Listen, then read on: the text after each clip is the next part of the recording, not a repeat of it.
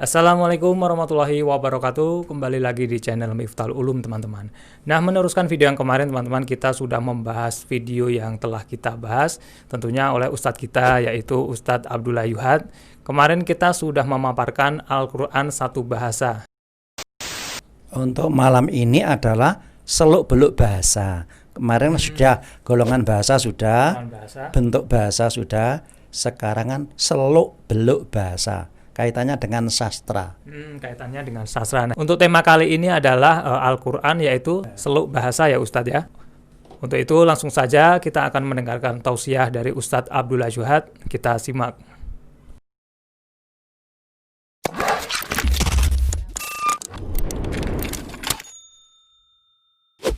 Assalamualaikum warahmatullahi wabarakatuh. Bismillah, alhamdulillah, wa syukrulillah, wassalatu wassalamu ala rasulillah, wa ala alihi wa ashabihi wa mawala, la hawla wa la quwata illa billah, amma ba'du. Baiklah saudara-saudara kaum muslimin yang berbahagia dimanapun kalian berada dan dapat menangkap siaran kajian ini.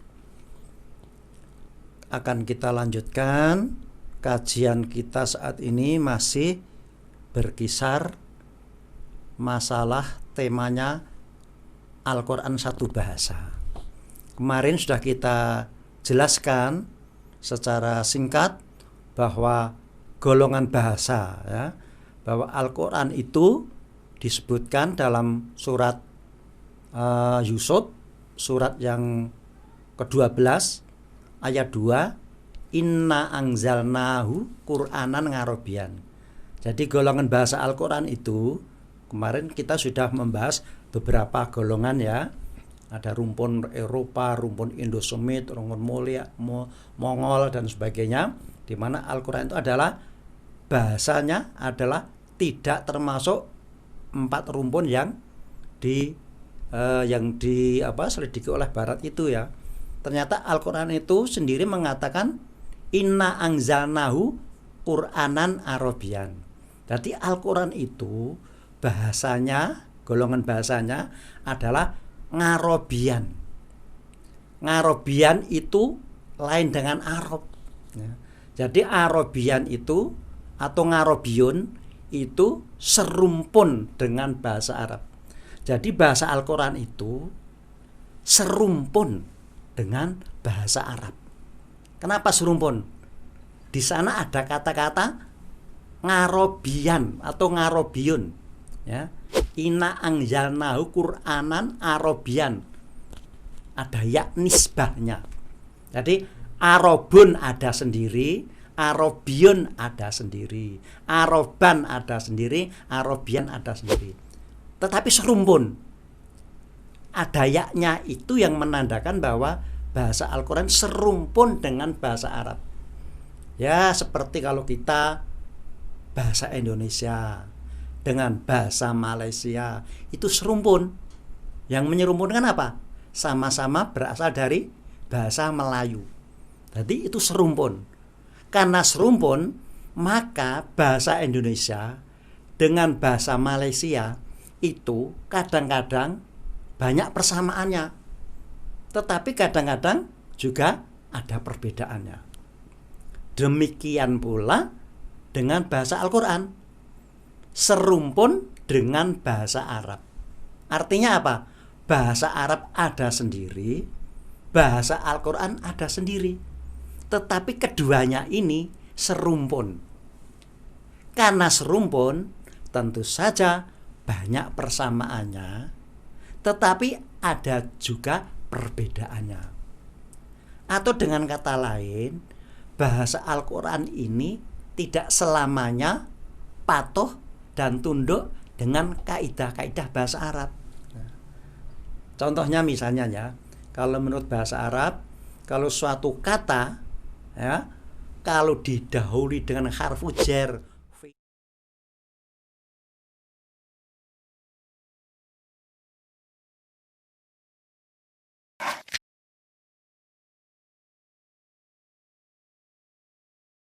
fi atau min atau ngan atau ila itu biasanya nanti harokat akhirnya adalah kasroh, misal min qabli fi jannati.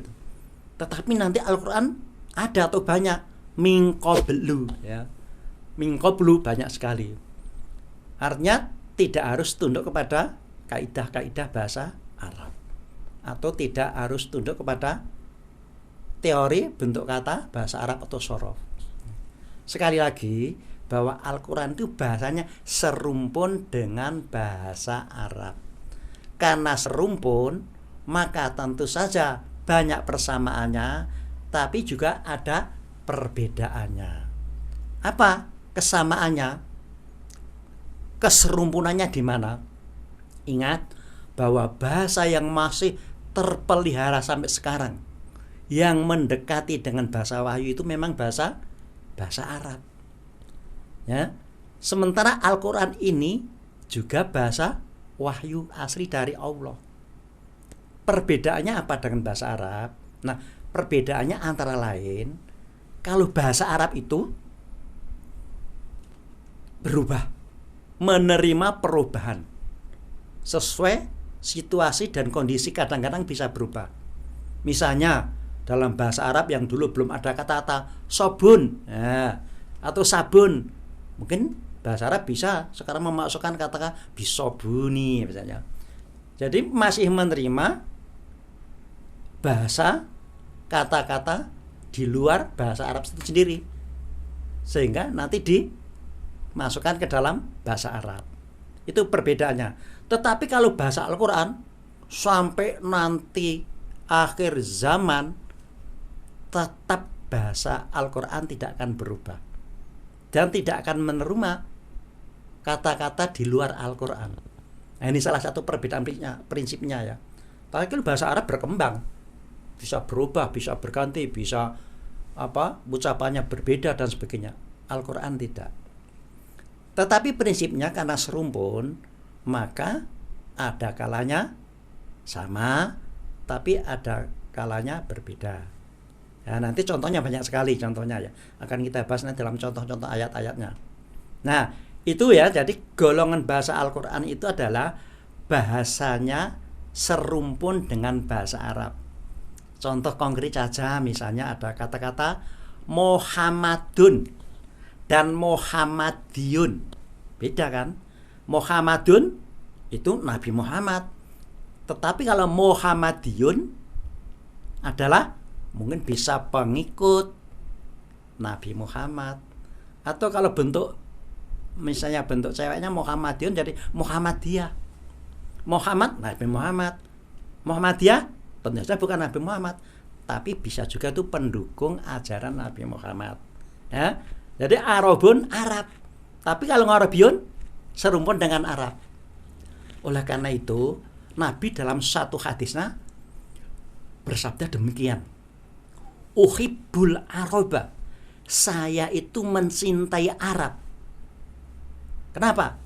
Ngan salasin, karena tiga perkara. Kenapa? Li'ani ngarobiyun.